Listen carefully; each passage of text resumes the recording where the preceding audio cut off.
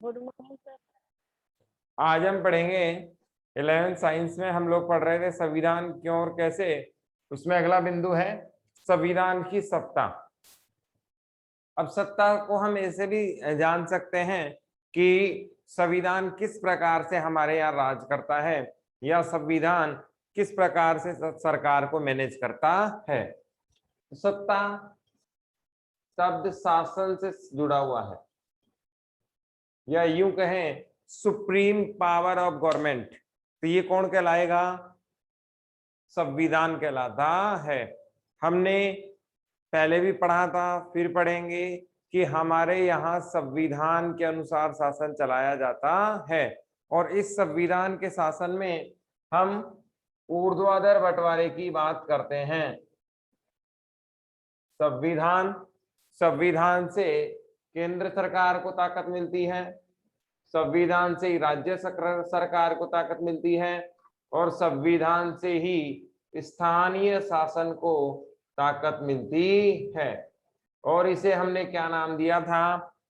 Horizontal power distribution, सत्ता का ऊर्ध्वाधर बंटवारा या शक्तियों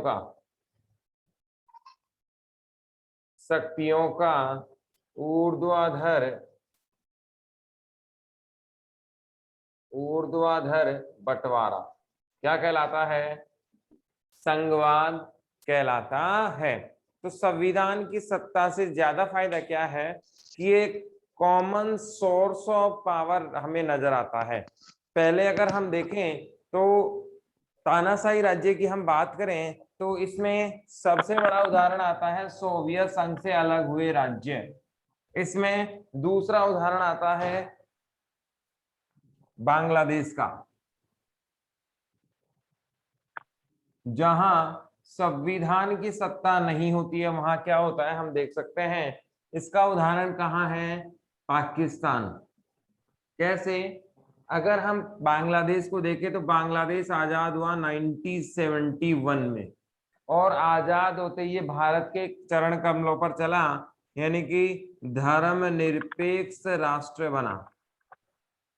कैसा राष्ट्र बना? धर्मनिरपेक्ष राष्ट्र बना। और इसमें व्यवस्था कैसी थी? बहुदलीय व्यवस्था थी। बहुदलीय व्यवस्था इसमें थी। फिर धीरे धीरे इसमें क्या आया? बदलाव आया। आप जानते हैं इसके जो पहले लीडर थे वो थे शेख मुजीब। निकिता यादव माइक ऑफ करो।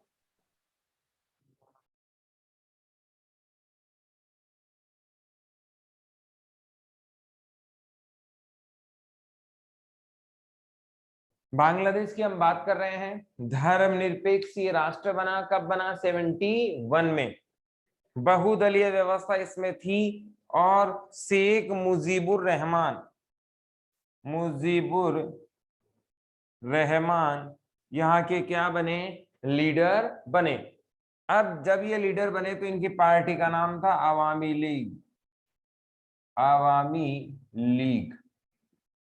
अब यहां से ये घटनाक्रम बदला। 1975 में शेख मुजीबुर रहमान ने इस पूरे समीकरण को ही बदल दिया और इस पूरे समीकरण को बदलकर क्या किया कि अवामी लीग को तो रखा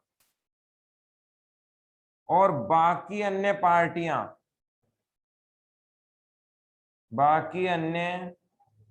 पार्टियों को क्या कर दिया? समाप्त कर दिया। क्या कर दिया? समाप्त कर दिया। ये उदाहरण किस बात की प्रतीक को दिखा रहा है? संविधान कमजोर होने को दिखा रहा है। संविधान की सत्ता यहाँ पर नजर नहीं आ रही। यदि संविधान की सत्ता होती तो पावर डिस्ट्रीब्यूशन होता, शक्ति का पृथक्करण होता, विभाजन होता और कहीं ना कहीं शक्ति का केंद्रीकरण राष्ट्रपति के हाथ में नहीं होता। जब राष्ट्रपति के हाथ में नहीं होता तो ऐसी स्थिति भी नहीं आती। तो संविधान की सत्ता से शासन सुचारू रूप से चलाया जा सकता है, कहीं किसी प्रकार की अनहोनी की आशंका नहीं होती। सबसे बढ़िया बात इसमें क्या होती है कि हर व्यक्ति को अलग से सेपरेट क्या कार्य करना है उसका अलग से विभाजन इसमें किया जाता है। इसका दूसरा उदाहरण हम ये भी देख सकते हैं,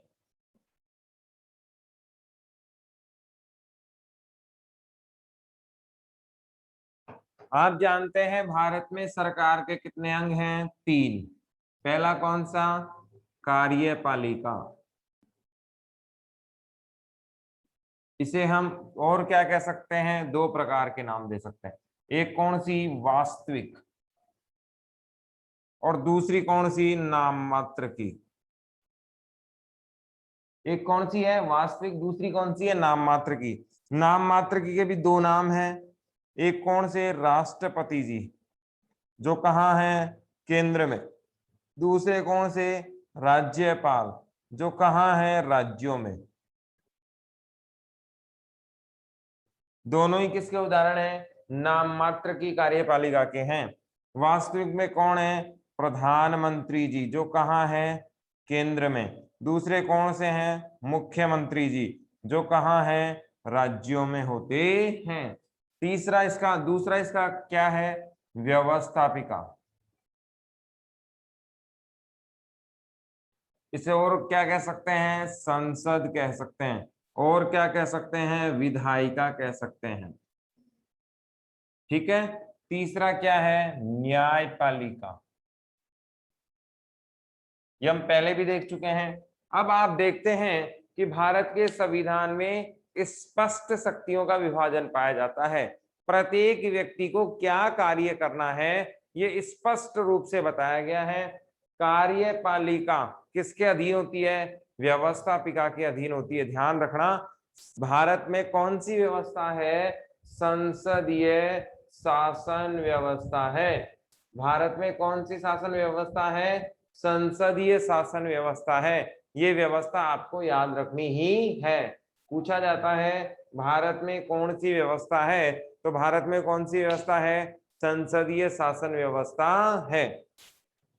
यहां पर आपको क्या समझना है कि संसदीय शासन व्यवस्था में सबसे बड़ा जो फायदा होता है वो क्या होता है? शक्तियों का आसानी से विभाजन संभव है। सेपरेट कार्य दिया गया है, कहीं कोई दिक्कत है ही नहीं। कार्यपालिका किसके अधीन होती है? व्यवस्थापिका के अधीन होती है। अगर उल्टा हो जाए तो उल्टा हो जाएगा, गड़बड़ हो जाएगा सारा ही काम।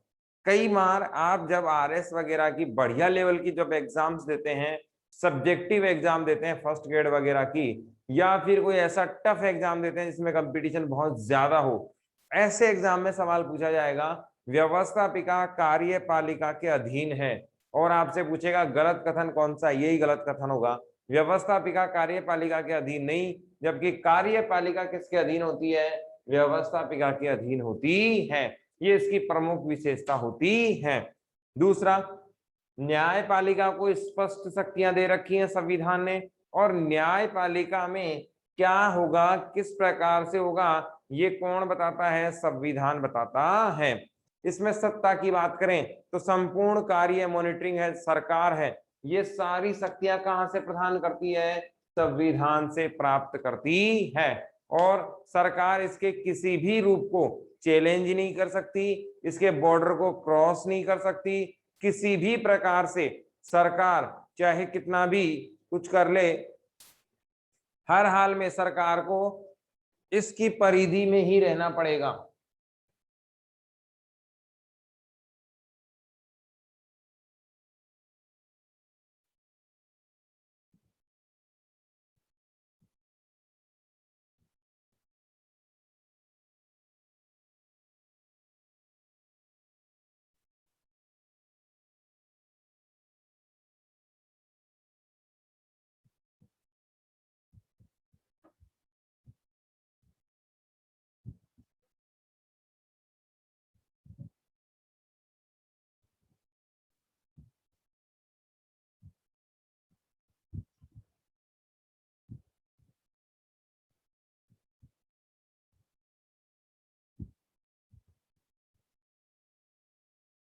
इसकी परिधि में ही रहकर काम सरकार को करना पड़ेगा।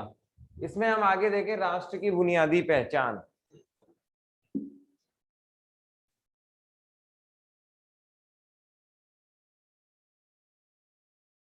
सत्ता का मतलब सर्वोच्च शक्ति से भी हम कर सकते हैं।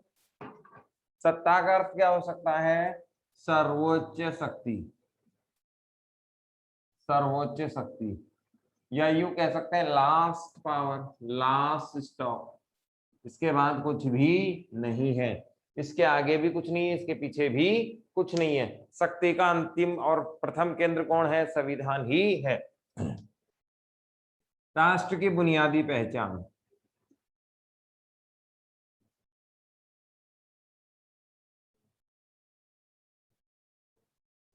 बुनियादी पहचान को हम बेसिक इंट्रोडक्शन भी कह सकते हैं। बुनियादी पहचान को हम क्या कह सकते हैं?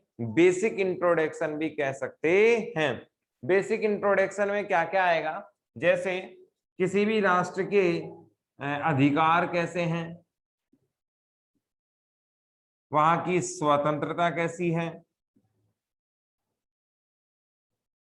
वहां का शासन कैसा है, शासन प्रणाली कैसी है, वहां समानता किस प्रकार की है,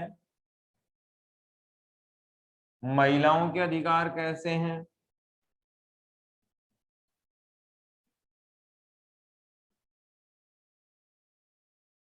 संप्रभुता क्या है, संप्रभुता कैसी है, एक्स्ट्रा एक्स्ट्रा। बुनियादी पहचान को हम ऐसे भी देख सकते हैं कि जैसे ही हम पाकिस्तान का उदाहरण लेते हैं तो हमें किसका प्रश्न उठता है? बंद समाज का।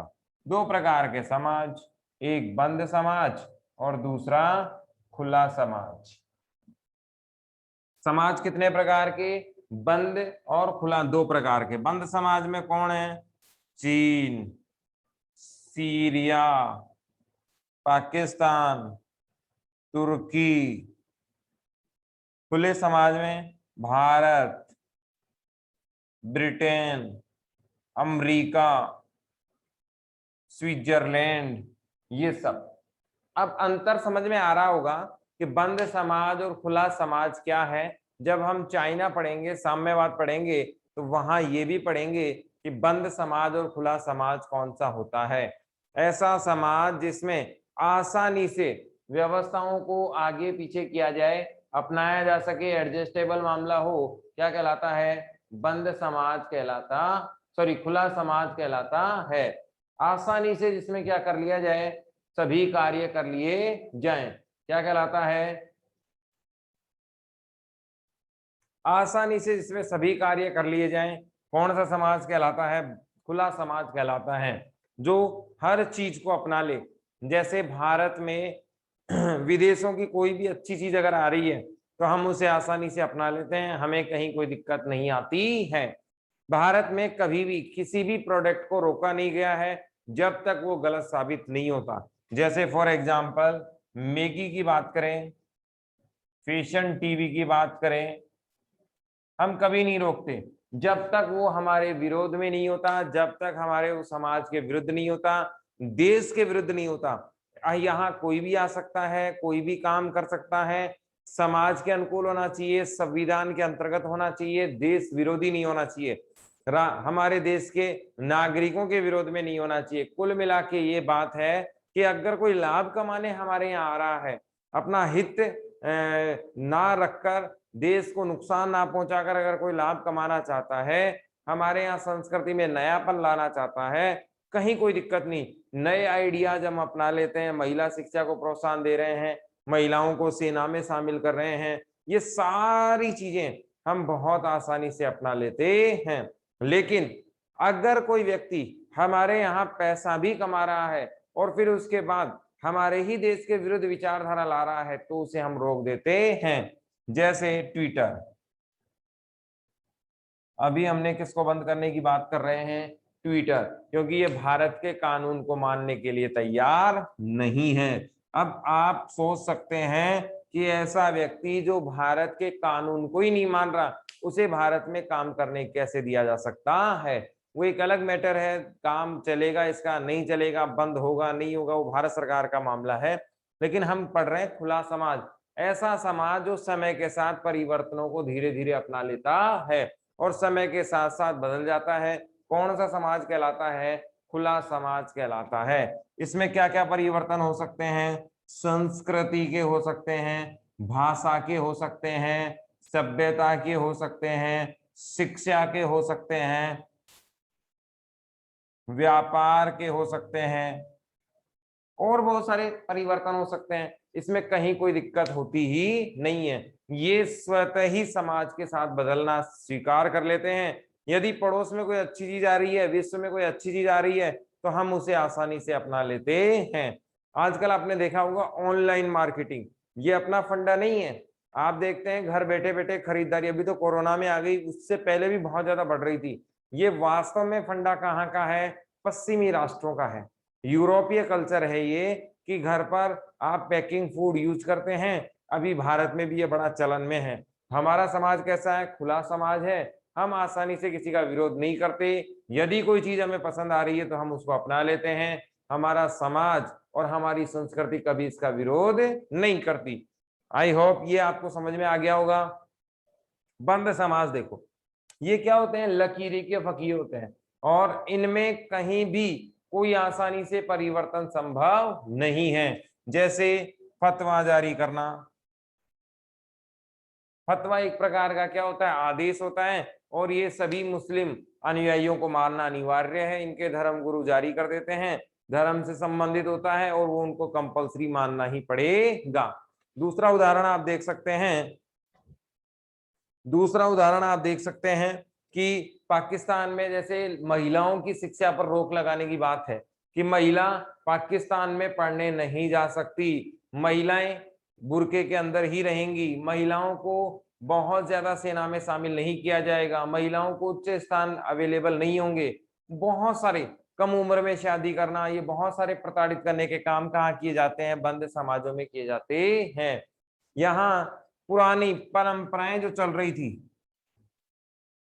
परंपरागत, उन्हीं विचारों को आगे बढ़ाया जाता है। ये लोग बड़े कठोर नियम होते हैं समाज के, सरकार इन पर बहुत ज्यादा प्रेशर बनाती है, और आसानी से किसी भी काम को यहाँ संभव नहीं किया जा सकता है। अगर हम बंद समाज का उदाहरण देखें तो चाइना इसका प्रमुख उदाहरण है। और चाइना में आपने देखा होगा कि एक बच्चे का पॉलिसी लाया गया, दूसरा बच्चा अगर होगा तो पनिश किया जाएगा। बुजुर्ग माँ बाप को जीवन का, या 60 साल से ऊपर अगर कोई व्यक्ति हो गया तो उसके जीने की दिक्कतें आने लग गई थी। 12 घंटे अनिवार्य रूप से कार्य करना पड़ेगा, सरकारी अवकाश नहीं मिलेगा, बहुत सारे प्रतिबंध यहाँ थे। पाकिस्तान में आप देख सकते हैं मदरसा में बालिकाओं की शिक्षा अनिवार्य नहीं है, कम उम्र में आपको शादी करनी पड़ेगी, बुर्का अनिवार्य रूप से पहनना पड़ेगा, छोटे कपड़े आप नहीं पहन सकते, एक्स्ट्रा एक्स्ट्रा बहुत सारी चीजें, आपको नमाज पढ़नी ही पड़ेगी। बहुत सारे प्रतिबंध कहाँ लगाए गए हैं? पाकिस्तान में लगाए गए हैं। ऐसे ही प्रतिबंध कहाँ भी हैं? सीरिया में भी हैं। तो बंद समाज वे समाज होते हैं जो अपनी परंपराओं को जबरन समाज पर लाते हैं, और समाज में जो बदलाव आते हैं उन बदलावों के हिसाब से अपने आप को बदल नहीं पाते हैं, या बदलने नहीं देते हैं। चाहे विश्व कितनी भी प्रोग्रेस कर ले, इनको उन्हीं परंपराओं को निभाना है जो परंपराएं चली आ रही हैं। जबकि खुला समाज क्या करता है? समय के साथ क्या करता है? बदलता रहता है। तो बुनियादी पहचानों में सबसे बड़ी बात क्या है? अधिकार। किसी भी राष्ट्र की पहचान उस राष्ट्र में होने वाले किसी भी घटनाक्रम से हो जाती है, कि उस राष्ट्र में क्या क्या है और क्या क्या नहीं। तो उस राष्ट्र की पहचान को हम उसी से पता लगा सकते हैं कि उस राष्ट्र में कितने प्रकार के व्यवस्थाएं, अधिकार दे रखे हैं या नहीं दे रखे हैं। स्वतंत्रता की बात करें तो वहां के लोगों की स्वतंत्रता किस प्रकार की है? बंद सकारात्मक है, नकारात्मक है? हम दोनों प्रकार की स्वतंत्रताओं को पढ़ेंगे। हल्का सा इंट्रोडक्शन मैं आपको बताता हूं। ऐसी स्वतंत्रता जो जंगल में पाई जाती है, अर्थात जिसकी लाठी उसकी भैंस, कौन सी कहलाती है? नकारात्मक स्वतंत्रता कहलाती है, नेगेटिव। कौन सी? Negative liberty. कौन सी कहलाती है? ऐसी स्वतंत्रता जो जंगल में पाई जाती है, जिसकी लाठी उसकी भैंस। कौन सी स्वतंत्रता कहलाती है? नकारात्मक स्वतंत्रता कहलाती है। ऐसी स्वतंत्रता जो समाज में पाई जाती है, जिसमें बंधन होते हैं, और उचित प्रतिबंध उस पर लगाए जा सकते हैं। कौन सी स्वतंत्रता कहलाती है? सकारात्मक स्वतंत्रता कहलाती है। हमारे समाज में सकारात्मक स्वतंत्रता ही पाई जाती है। शासन का प्रकार कैसा होगा, ये भी बुनियादी पहचान है। अर्धअध्यक्षात्मक है, अध्यक्षात्मक है, राजतंत्र है, लोकतंत्र है, साम्यवादी आधारित है। बहुत सारे उदाहरण इसके हम देख सकते हैं। कुलीन तंत्र आधारित है। कौन सी शासन व्यवस्था होगी, ये भी राष्ट्र की बुनियादी पहचान बनती है। प्रणाली, प्रणाली में अभी मैंने आपको बताया कि जैसे बहुत सारे दमनकारी शासन भी हो सकते हैं, प्रजातांत्रिक शासन भी हो सकते हैं, और बहुत सारे प्रकार के हो सकते हैं। समानता उस राष्ट्र में किस प्रकार की है, यानी कि बहुसंख्यक अल्पसंख्यकों के मध्य जो वहां पर व्यवहार है वो किस तरीके का किया जाएगा, और उनमें जो सिमिलरिटी है वो कैसे पाई जाती है, ये भी हमें देखने को मिलती है। अगर हम मोटा मोटा देखें तो इसमें बुनियादी पहचान में हम और भी देख सकते हैं कि वहां के सभी लोगों को साथ कैसे रखा जाता है, सभी लोगों को साथ लेकर चलने के लिए क्या प्रयास किए जा रहे हैं, उस राष्ट्र की वास्तव में पहचान किस प्रकार की है। तीसरा है संविधान की आकांक्षाएं और लक्ष्य।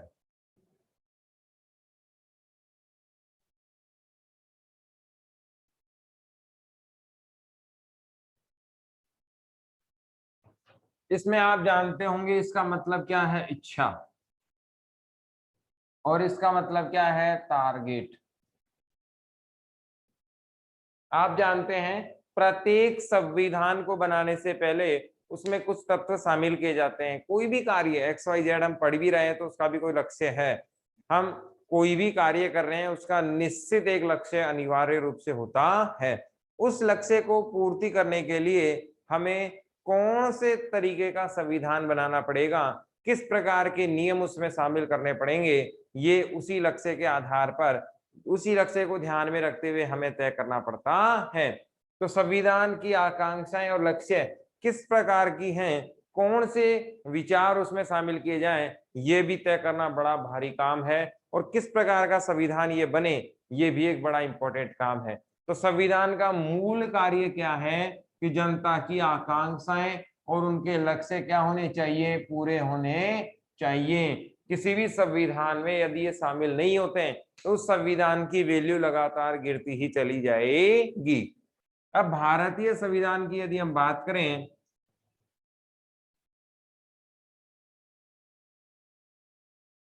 भारतीय संविधान की आकांक्षाएं और लक्ष्य, तो आपने देखा होगा आजादी के आंदोलन या राष्ट्रीय आंदोलन कह सकते हैं, या राष्ट्रीय आंदोलन, जो किसके लिए हुए थे, स्वतंत्रता के लिए हुए थे। किनके खिलाफ हुए थे, अंग्रेजों के खिलाफ। ठीक है, तो कहाँ के थे, ब्रिटेन के थे। अब इनमें हमने क्या क्या लक्ष्य रखे थे, वे सारे के सारे लक्ष्य कहाँ जोड़ दिए गए, संविधान में जोड़ दिए गए। जो जो लक्ष्य हमने किस में रखे थे, आजादी के आंदोलन में रखे थे कि जब भारत आजाद होगा तो हम ये कार्य करेंगे, वे सारे के सारे किस में जोड़ दिए गए थे, संविधान में। आजाद संविधान में जब संविधान सभा बनी, आजाद भारत में जब संविधान सभा बनी तो उसमें वो सारे टॉपिक समाहित किए गए, जैसे समानता है, स्वतंत्रता है, 7 मूल अधिकार हमने दिए थे, उसमें से एक हटा दिया। जैसे समानता का अधिकार है, स्वतंत्रता का अधिकार है, शोषण के विरुद्ध अधिकार है, धार्मिक स्वतंत्रता का अधिकार है, शिक्षा और संस्कृति का अधिकार है, संवैधानिक उपचारों का अधिकार है। ये सारे अधिकारों के माध्यम से जनता की इच्छाओं की पूर्ति के लिए कार्य किया गया। अब आप ये यहाँ पर एक बात पूछ सकते हैं कि क्या जनता की इच्छा पूर्ति संभव है, कभी नहीं। और अगर जनता की इच्छा के अनुसार राज हो गया तो फिर मेरी तो इच्छा यही है कि बस आज से कमाना बंद, पढ़ाना बंद, और सारे काम अपने आप होते ही चले जाएं। संभव है क्या, नहीं। यहाँ इच्छा शब्द क्या है, इच्छा शब्द का मतलब यह है कि गरिमापूर्ण जीवन, गरिमापूर्ण जीवन जी सके, उसके लिए कार्य। प्रत्येक पर्सन रेस्पेक्टफुली लाइफ अगर जी सकता है, जिए, ऐसा कार्य अगर हमारा संविधान करता है तो ये क्या कहलाएगा? गरिमापूर्ण कार्य कहलाएगा। हर इच्छा, हर व्यक्ति की इच्छा, यहाँ पर क्या, कौन सी इच्छा पूरी कर रहे हैं हम लोग? न्यूनतम इच्छा, न्यूनतम इच्छा, न्यूनतम इच्छा की बात कर रहे हैं। जैसे हम भोजन की बात करें तो भोजन में क्या क्या शामिल कर सकते हैं? रोटी और सब्जी। कोई न्यूट्रिशन वैल्यू है तो और स्लेट वगैरह हम शामिल कर सकते हैं। अब कई लोगों के लिए भोजन क्या होता है? 10 लोगों को खाना, 5 प्रकार की मिठाइयाँ, 5 प्रकार के फास्ट फूड और बहुत सारी चीजें उसमें वो लोग जोड़ते हैं। तो क्या ये भोजन की परिभाषा है? नहीं। भोजन की परिभाषा क्या है? जो हमें उचित कैलोरी दे सके, क्या कहलाता है? भोजन कहलाता है। अब यहाँ पर प्रत्येक व्यक्ति की जो न्यूनतम इच्छा है, कम से कम इच्छा है, वो अगर पूरी हम कर देते हैं तो वही संविधान की क्या है? आकांक्षाएं और लक्ष्य हैं कि प्रत्येक व्यक्ति आराम से इजी वे में अपना जीवन यापन कर सके, और वो जीवन भी कौन सा? गरिमापूर्ण जीवन पूरा कर सके। यही संविधान का क्या है? लक्ष्य है, आकांक्षाएं हैं। कोई कुछ पूछ रहा है क्या?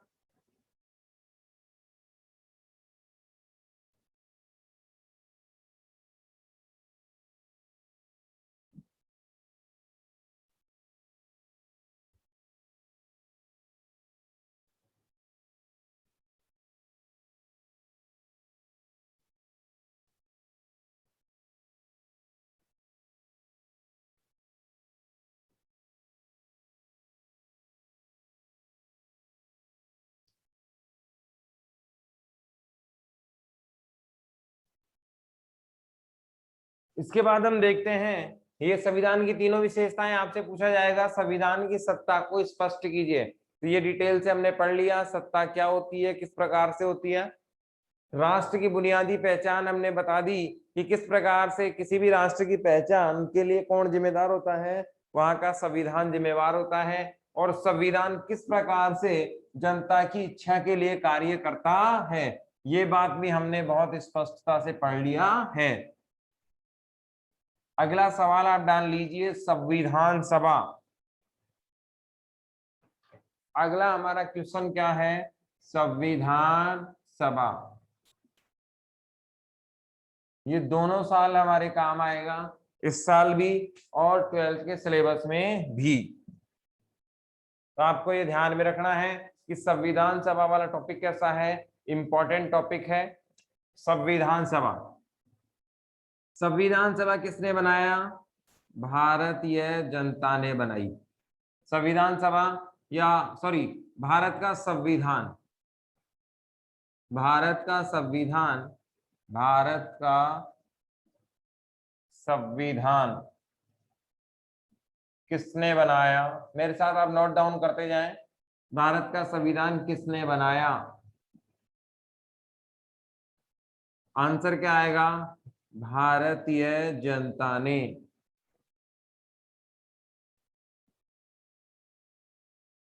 सवाल आपसे पूछा जाएगा, भारत का संविधान किसने बनाया? तो आंसर क्या आएगा? भारतीय जनता ने। संविधान सभा की पहली बैठक कब हुई? आंसर क्या आएगा? 9 दिसंबर 1946। कब हुई? 9 दिसंबर 1946 को इसकी बैठक हुई। भारत का संविधान किसने बनाया? भारतीय जनता ने बनाया। संविधान सभा की प्रथम बैठक कब हुई? 9 दिसंबर 1946 को हुई। संविधान सभा के अस्थायी अध्यक्ष कौन थे? आंसर क्या आएगा? सच्चिदानंद सिन्हा, सच्चिदानंद सिन्हा कौन थे? अस्थायी अध्यक्ष थे। संविधान सभा के अस्थायी अध्यक्ष कौन थे? सच्चिदानंद सिन्हा। अब ये अस्थायी अध्यक्ष का सिस्टम कैसे होता है कि जो सबसे सीनियर व्यक्ति था, उम्र में सबसे ज्यादा था, उसे क्या चुन लिया गया? अध्यक्ष चुन लिया गया। संविधान सभा की दूसरी बैठक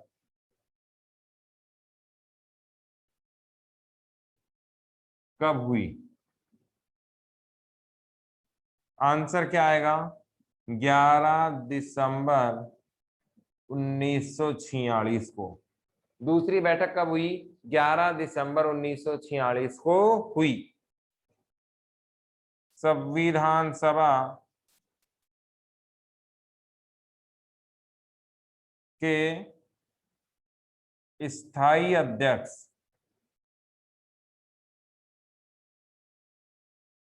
कौन थे? ये काम का सवाल है, वैसे तो सारे इंपॉर्टेंट हैं। राजेंद्र प्रसाद जी, डॉक्टर राजेंद्र प्रसाद जी थे, जो भारत के क्या थे? प्रथम राष्ट्रपति जी भी थे। भारत के पहले राष्ट्रपति जी कौन थे? राजेंद्र प्रसाद जी। और ये संविधान सभा के स्थायी अध्यक्ष भी थे, जो कब चुने गए थे? 11 दिसंबर 1946 को ही चुने गए थे।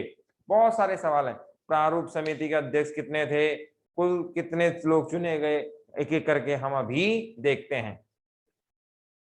कल होने वाली क्लास में पहले मैं क्वेश्चन पूछूंगा, उसके बाद आगे क्लास बढ़ेगी। भारत का संविधान किसने बनाया? भारतीय जनता ने बनाया। इसका मतलब अंतिम सत्ता किसके अधीन है? भारतीय जनता के अधीन है। संविधान सभा की पहली बैठक कब हुई? 9 दिसंबर 1946 के मध्य ही हुई। 9 दिसंबर 1946 को हुई।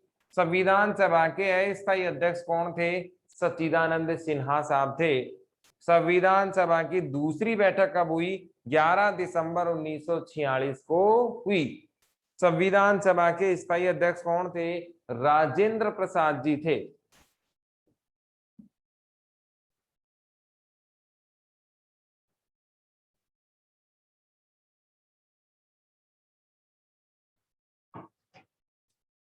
संविधान सभा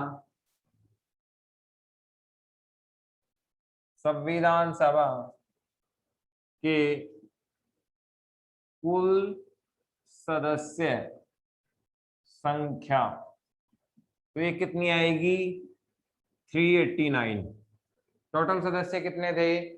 389 सदस्य थे। विभाजन के बाद या भारतीय संविधान विभाजन के बाद या भारतीय संविधान सभा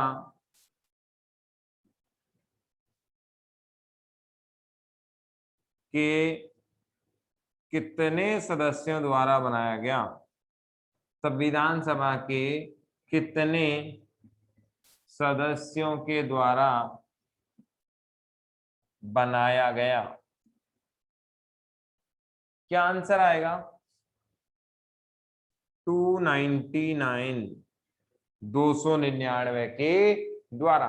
विभाजन के बाद या भारतीय संविधान सभा के कितने सदस्य के द्वारा सभा के कितने सदस्यों के द्वारा भारत का संविधान बनाया गया? बहुत सिंपल सवाल है।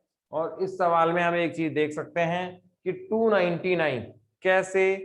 संविधान सभा से आप जानते हो पाकिस्तान वाले लोग निकल गए थे। इसमें कौन से निकल गए थे? पाकिस्तान वाले लोग बाहर निकल चुके थे।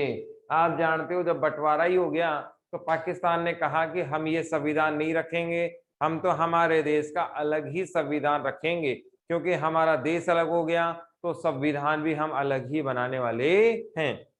तो पाकिस्तान के संविधान सभा से तो लोग निकल गए। उसके बाद कितने लोग बचे?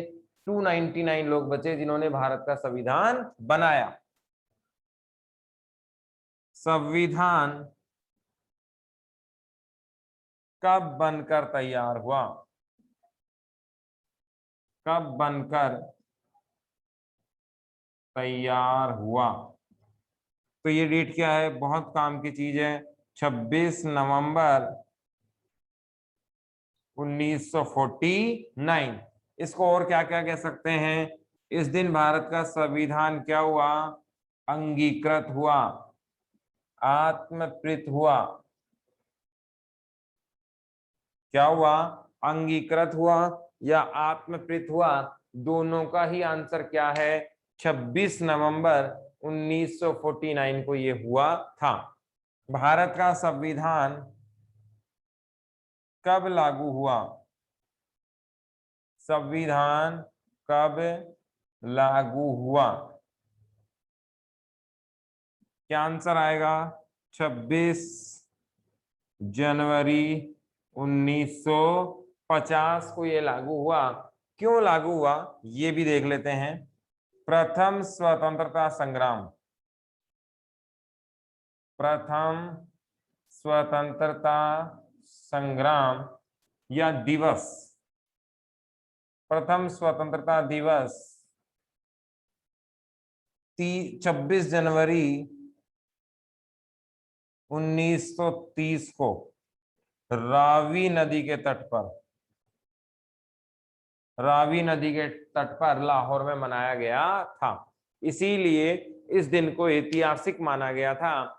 एग्जाम्पल आपको समझ में आना चाहिए कि प्रथम स्वतंत्रता संग्राम, पहली बार आजादी का जो जश्न मनाया गया वो कब मनाया गया था? 26 जनवरी 1930 को मनाया गया था। कब मनाया गया? 26 जनवरी 1930 को। जगह कौन सी थी? रावी नदी का तट। और जगह कौन सी थी? लाहौर। आप जानते हैं लाहौर में भारत और पाकिस्तान 1930 में एक ही थे, लाहौर भारत का हिस्सा था। आजाद भारत का जश्न यहाँ पर मनाया गया। ये ऐतिहासिक दिन था। इसी ऐतिहासिक दिन को और महत्वपूर्ण बनाने के लिए या इतिहास के स्वर्णिम अक्षरों में ये बना रहे, आजाद भारत में लोग इसको जानते रहें, इसीलिए 26 नवंबर 1949 को हमारा संविधान बनकर तैयार हो गया। तब भी से लागू नहीं किया गया, इसलिए ताकि 26 जनवरी को हम इसे लागू करें और जो पूरा ऐतिहासिकता का जो दर्जा है हमारा प्रथम संविधान का, वो इसे पूरी तरीके से मिल जाए, ताकि जब भी हम 26 जनवरी मनाएं तो हमारा जो प्रथम स्वतंत्रता संग्राम, प्रथम स्वतंत्रता दिवस जब मनाया गया था, उसकी ऐतिहासिकता इससे जुड़ी रहे। संविधान सभा के कुल सदस्य संख्या 389। विभाजन के बाद या संविधान संशोधन सभा में, सब विभाजन के बाद या भारतीय संविधान सभा के कितने सदस्यों के द्वारा बनाया गया? तो 299। बाकी लोग कहाँ चले गए थे? पाकिस्तान में चले गए थे। संविधान कब बनकर तैयार हुआ? 26 नवंबर 1949 को बनकर तैयार हुआ। इसे अंगीकृत या आत्मकृत भी कह सकते हैं। संविधान कब लागू हुआ? 26 जनवरी 1950 को हुआ। पहला स्वतंत्रता दिवस इसी दिन रावी नदी के तट पर लाहौर मनाया गया। कब? 26 जनवरी 1930 को मनाया गया था। इसीलिए लागू कब किया गया? 26 जनवरी 1950 को किया गया। टाइम अप हो गया है। कोई सवाल पूछने हो तो बताओ। बंदी के लिए क्या कह रहे हो? चलिए उतार ली। लास्ट क्वेश्चन लिखते हैं। लास्ट वाला, ये वाला, यह संविधान कब लागू हुआ? तो 26 जनवरी 50 को लागू हुआ। इसमें क्या कंफ्यूजन है? नहीं सर, लिखा नहीं। क्या? हाँ हाँ लिख लीजिए, आपको कोई बात नहीं, लिख लीजिए, जल्दी करें, बस टाइम अप होने वाला है। 26 जनवरी 50 को प्रथम स्वतंत्रता दिवस मनाया गया। सॉरी, 26 जनवरी 50 को लागू